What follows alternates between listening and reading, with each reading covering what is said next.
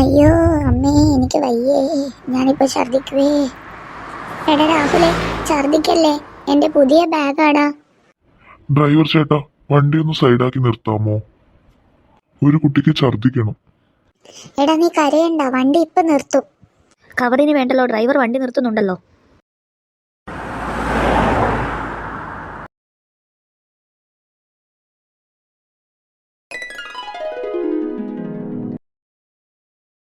ഹോ, ആശ്വാസമായി, ഇനി പോവാം.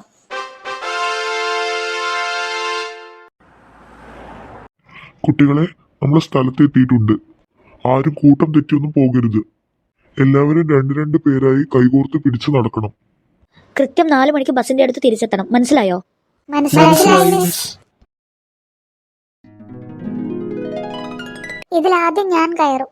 പിന്നെ ബസ്സിലെ വിൻഡോ സീറ്റിൽ ഞാനല്ലേ ഇരുന്നത്, അപ്പൊ ഇതിലും ഞാൻ തന്നെ ഫസ്റ്റ് ഇരിക്കും. നീ ഒരു ആൺകുട്ടിയാണോടാ? ഒരു പെൺകുട്ടിക്ക് ഇതൊക്കെ വിട്ടു തന്നൂടെ? ടൂറിന് വരുമ്പോൾ ആൺകുട്ടിയും പെൺകുട്ടിയും എന്നൊന്നുമില്ല. സീറ്റ് വേണമെങ്കിൽ രാവിലെ നേരത്തെ വരണമായിരുന്നു.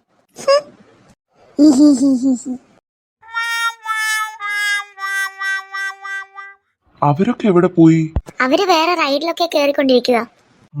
നമുക്കിത് കഴിഞ്ഞ് അങ്ങോട്ട് പോവാം. ശരി, അടുത്തത് നീ ഇരുന്നോ. എടി അച്ചു, എത്ര ഐസ്ക്രീമാന്ന് നോക്കവിടെ. അല്ലടാ, നീയല്ലേ ഇപ്പൊ ഫുൾ ഛർദിച്ചത്. എടി അത് പറഞ്ഞിട്ട് കാര്യമില്ല, എന്റെ വയറ്റിലുള്ളതൊക്കെ പോയില്ലേ. ഇപ്പോൾ വയറ് ഫുള്ള് ഫ്രീയാ.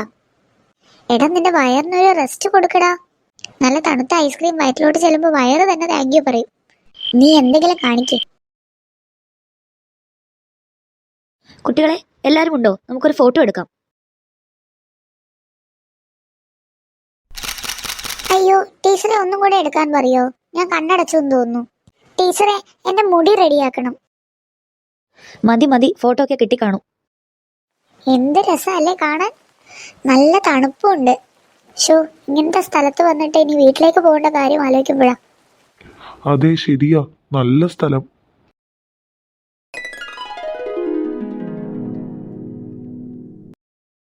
മാഷേ, കുട്ടികളുടെ എണ്ണം ഒന്ന് നോക്കിയേ. 2 കുട്ടികൾ കുറവല്ലേ? ഞാനൊന്ന് നോക്കട്ടെ. രാഹുൽ എവിടെ? അയ്യോ, അവൻ എന്റെ കൂടെ തന്നെ ഉണ്ടായിരുന്നതാണല്ലോ. അനന്യയെ കാണുന്നില്ല ടീച്ചറെ. വല്ല തിന്നാനുള്ള സാധനം കണ്ട് അതിന്റെ പിന്നാലെ പോയി കാണും അവൻ. അവൻ ആ ഐസ്ക്രീം ഷോപ്പിന്റെ മുന്നിൽ നിൽക്കുന്നത് വരെ ഞാൻ കണ്ടതാ.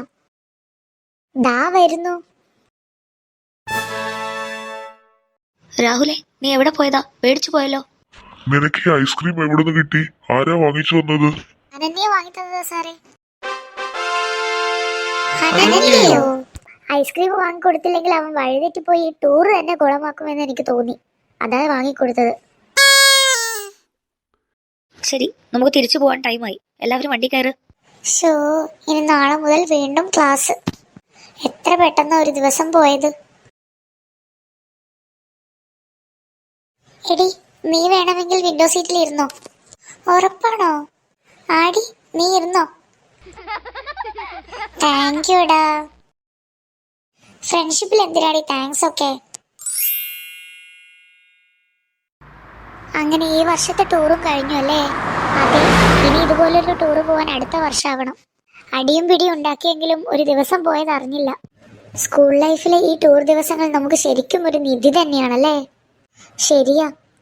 സാരമില്ലടാ, അടുത്ത വർഷം ഇതിലും അടിപൊളിയായി നമുക്ക് വീണ്ടും വരാം. എടി, അടുത്ത വർഷം വരുമ്പോ നീ ഇതിലും വലിയ ചിപ്സ് പാക്കറ്റ് കൊണ്ടുവരണേ. എന്നിട്ട് അതിൽ നിന്നും എനിക്ക് പകുതി തരണേ. എന്നാ നീ വീട്ടിൽ നിന്ന് വരുമ്പോൾ വലിയൊരു കവറും കൂടി എടുത്തോ, ഛർദിക്കാൻ.